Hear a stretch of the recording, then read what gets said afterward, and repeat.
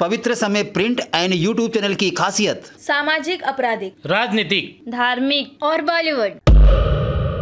पवित्र समय न्यूज में आप सभी का स्वागत है। आज हम मौजूद है बायकाला के अन्ना भाऊ साठे नाट्यगृह। यहाँ पर देख सकते हैं आप लोक रंग के तरफ से यहाँ पर 3 दिन का कार्यक्रम रखा गया है। 3 दिन का कार्यक्रम में जो पुरस्कृत किया गया लोगों को और अच्छे जो कलाकार हैं उनको सम्मान किया गया है और राजनेता जो उनके लिए भी सम्मान किया गया। अब देख सकते हैं यहाँ पर कल था आमची माती आमचे संस्कृत और आज है लावण्य जलसा और कल फिर है दादा कोंडके समृद्धि गौरव सम्मान जो 1 तारीख को।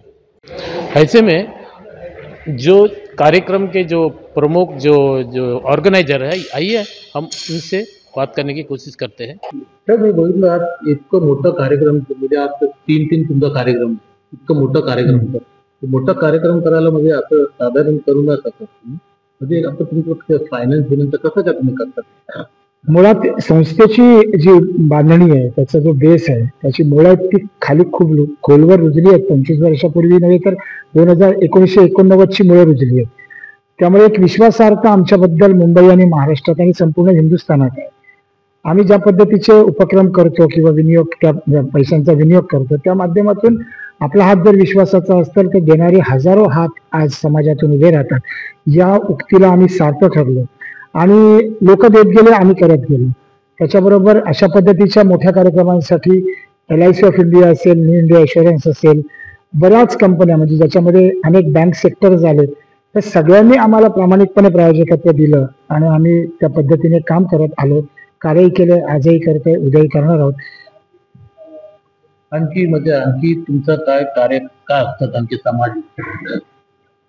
या संस्थेच्या वतीने आम्ही दरवर्षी गेली 23 वर्ष सातत्याने हिंदुस्थान पाकिस्तानच्या बॉर्डर्सवरती जातो, तिथल्या सैनिकांची करमणूक करतो आणि ते जे 3 तास आहेत त्या सैनिकांना आम्ही खऱ्या अर्थाने एक स्वतःचं आनंदी आयुष्य जगण्यासाठी आम्ही त्यांना प्रेरित करतो। आणि जे सैनिक आपल्यासाठी 24 तास त्या ठिकाणी उभे असतात थंडी वाऱ्याची पर्वा न करता, त्या सैनिकांच्या आयुष्यात ते 3 तास आम्ही देण्याचं काम करतो। एक पुण्यकर्म आम्ही करतोय आणि हे सगळ्यात मोठं आहे कारण महाराष्ट्रातून नव्हे तर हिंदुस्थानातून अशा पद्धतीचा एकत्रित उपक्रम आजपर्यंत कोणी केलेला नाही, जो सातत्याने कोविड काळ धरून सुद्धा आम्ही 23व्या वर्षी केलेला आहे। यंदाचं 24वं वर्ष आहे। खरं पाहायला गेलं तर या संस्थेची स्थापना जी मूळ झाली ती 1989ला त्रिवेणी थिएटर्स आणि महाराष्ट्र सांस्कृतिक अभियान या नावाने आम्ही कार्यक्रमांच्या निर्मित्या केल्या, सादरीकरण केलं आणि मग हे सगळं करत असताना सुरुवातीच्या काळामध्ये कलामंथन, सह्याद्रीची लेकुरे, रंगतरंग, 1997ला लावण्यवेल, त्याच्यानंतर लावण्यवेलचे भयंकर खूप प्रयोग केल्यानंतर आम्ही 2008च्या सुमारास सोंगाड्या वेगवेगळे कार्यक्रम करत गेले। आतापर्यंत 16 कार्यक्रमांची निर्मिती संस्थेने केलेली आहे आणि अंदाजे 6332 प्रयोगांचा टप्पा आम्ही पार केलाय इतक्या वर्षामध्ये। 25वं वर्ष एवढ्या वर्षात प्रयोग करत असताना रसिक प्रेक्षकांचं मनोरंजन करून मिळालेल्या पैशाचा विनियोग फक्त अर्थार्जनासाठीच न करता त्या पैशांचं सुद्धा आपण समाजाचं काहीतरी देणं लागतो, या भावनेतून पैसेच फक्त न कमवता समाजासाठी असलेलं योगदान देण्याचं सुद्धा माझ्या वाद्यवृंदाने आणि माझ्या संस्थेने प्रयत्न प्रामाणिकपणे केलेला आहे। सर आपलं नाव कसं? माझं नाव डॉक्टर सुनील हळूदकर। ते कसं वाटतं तुम्हाला आज जे कार्यक्रम जे आज एकदम सुंदर सर, एकदम सुंदर संकल्पना, सरांचे जे वेगवेगळे विचार डोक्यात येतात आणि खरोखर सुंदर, म्हणजे त्याला शब्दच नाही काय, एकदम छान। सर आम्ही पण ऐकलं तुमच्याबद्दल, पण तुम्ही जे कार्य जे करतात ते सामाजिक कार्य म्हणजे कुठं जे धार्मिक स्थळ होते असणार तुम्ही तिथं जाऊन फ्रीमध्ये मेडिकल कॅम्प वगैरे लावतात त्याबद्दल?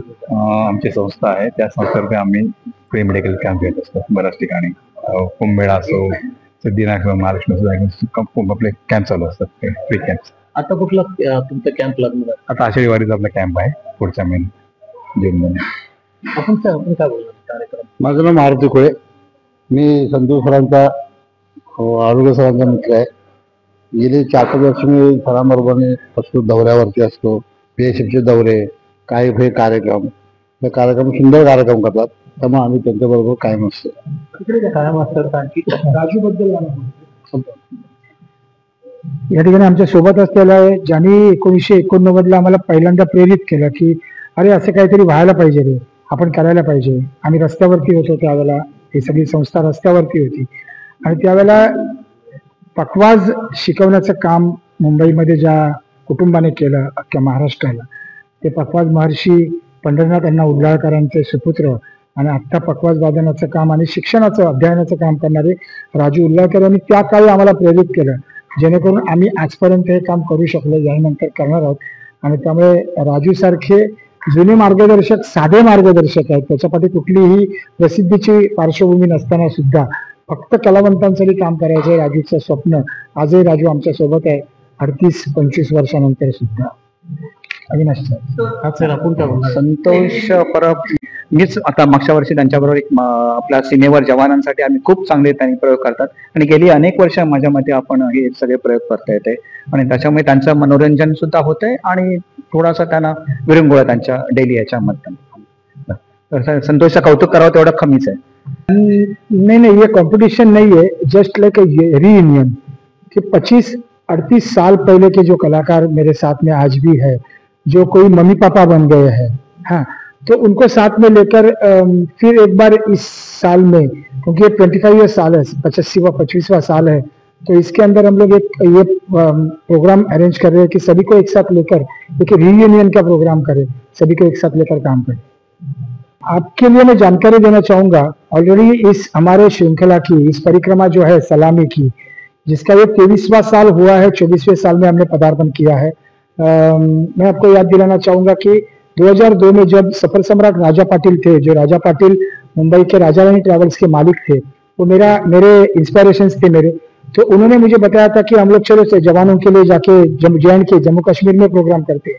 तभी 2002 में जम्मू कश्मीर बहुत ही हॉट था उस वक्त में, तभी भी उसमें जाकर हम लोगों ने बारामुल्ला, उसके बाद में उरी जो है, उरी सेक्टर में जाके हमने प्रस्तुतियां दी है.